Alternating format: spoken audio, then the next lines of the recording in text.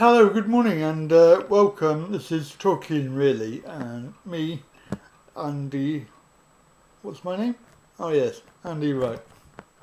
Hello and welcome. We've got a story here all about the DWP. Surprise, surprise.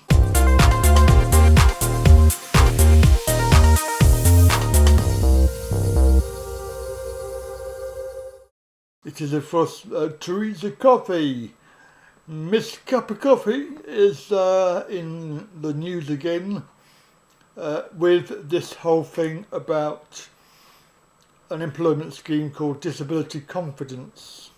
I'll do another vlog about that. But for the moment, the idea of strengthening the scheme to force employers to report on how many disabled people that they employ has had to be scrapped because of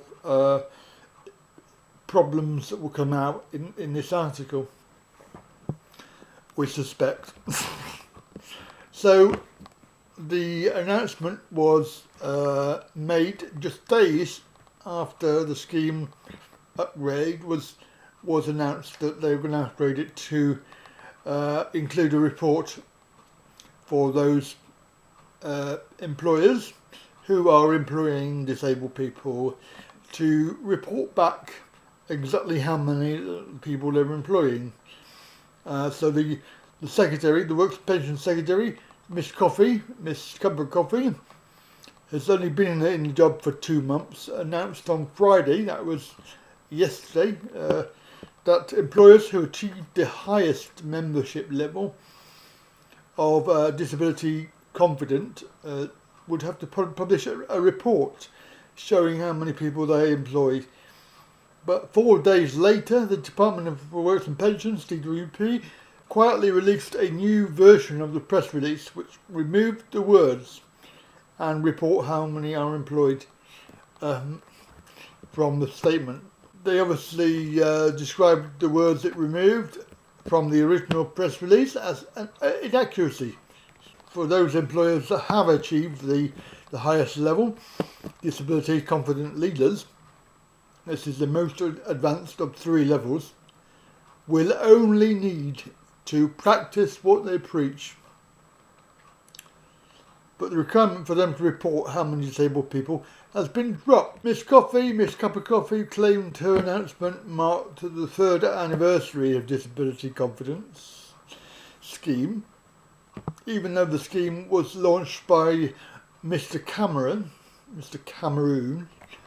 in the summer of 2013, so that makes it 6 years old, but had to be relaunched 3 years ago after 3 years of fierce criticism. Miss Cup of Coffee said that it would be soon to be explicit that disability confident leaders must actually employ disabled people, which I find highly amusing. That why would you be part of a scheme and not actually employ disabled people? And obviously the other part of that was that the DWP are extending membership to 3 years for new members.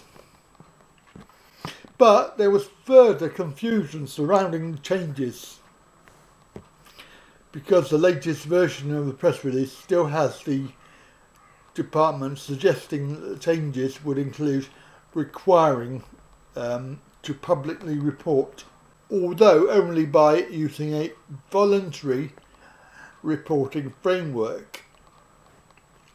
DWP press office has refused to explain how publicly reporting using a voluntary method will actually work. It's been unable to explain how Miss Coffee was planning to extend membership to 3 years when the Disability Confident webpage has not been updated since March 2018. And of course it states on there that members are already allowed to use the scheme's badge for up to 3 years after signing up. And there are further questions over how the number of members signed up to the scheme have leaked from over 14,000 on the 28th of October, nearly 3 years after the scheme was relaunched, to over 15,000 just 5 days later. A DWP spokesman insisted the amended press release was now accurate, but said he could not comment further because of PERDA. The period after an election is called, which means that they have to follow specific rules relating to government business. David Gillen, a prominent disability critic of Disability Confident since it launched in July 2013, pointed out that leaping numbers, and when he saw it, he said, "When I saw the scheme was going to insist the employers were going to have to report, I was delighted. This is something I've been campaigning for since the scheme was launched. For them to weasel out a commitment in under 4 days is unbelievable cowardice." Withdrawing the reporting requirement means that we won't know if disability confident leaders are practicing what they preach until they start quietly disappearing from the lists as they fail their reassessments. It simply isn't credible that this is a mistake of inaccuracy.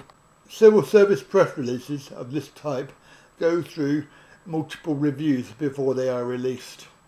The only possible conclusion is that somebody objected after it was released, and the only feasible suspects are those disability confident leaders themselves, who presumption for this action has to be some that some of the more powerful employers were going to be profoundly embarrassed by revealing their numbers of disabled employees. If they won't talk about it, then by definition they are not disability confident. Disability News Service, DNS, which is where this article is featured, reported last month that the scheme seems to be increasingly less successful at persuading employers to offer jobs to disabled people. Yet I noticed that the DWP latest stats said that more disabled people were actually in employment, so I don't know which one's true. A Freedom of Information request showed that the 13,600 employers that had signed up to the scheme by the 13th of September had pledged to provide just 8,763 paid jobs for disabled people between them. That's an average of 0.64 jobs per employer. Members of the scheme include many large employers such as local authorities, government departments, manufacturers, national charities, banks and retailers, including the big four supermarkets and more than 100 NHS trusts and high street banks. But employers can reach the first two levels of the scheme simply by assessing themselves on their performance, after which the DWP will send them a badge and a certificate.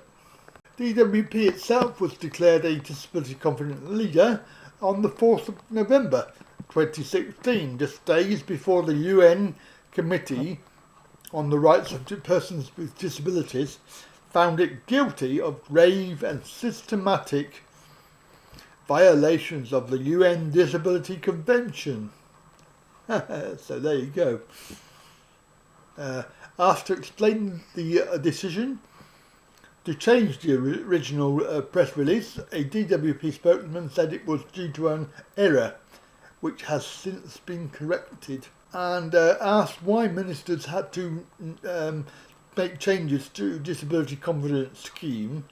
He said these changes will ensure employers have more time to understand how disability confidence can support them in attracting, recruiting and retaining disabled people, and hold them accountable for their record. With more than 15,000 employers now signed up, it's right that we review the commitments we ask them to make. Right, that is today's vlog. Hope you enjoyed it, and don't forget, I'll catch you again next time.